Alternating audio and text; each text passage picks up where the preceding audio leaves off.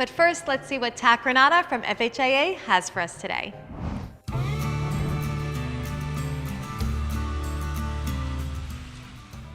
So over the next few weeks, we're going to take a look at a lot of different things that we want to consider as a homeowner when we're making the decision to change out our hurricane windows or get new hurricane sliding glass doors, and how important you, the homeowner, is in the process of making sure you're making the right decision.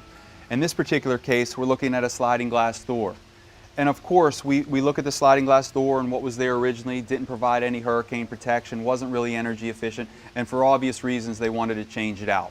But during the consultation process, there were some things that we walked around and learned together that are really important on how the door is being ordered and then how the door is going to be installed.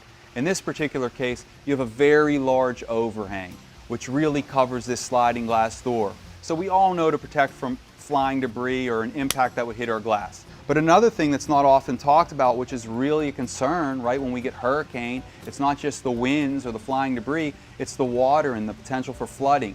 So we look at what type of overhang you have. In this particular case, we have a very large overhang, so we're not as susceptible to wind-driven rain getting to this door.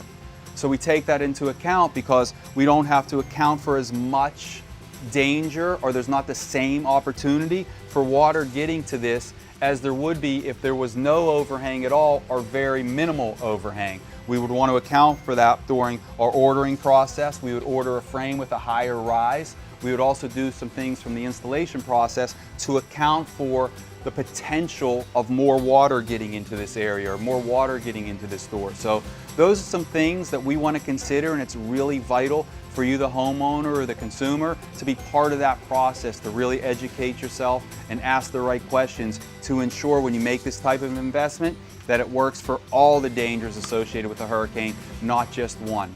Hope that was helpful. We'll look at another tip next week. Back to you, Elena. Thanks, TAC.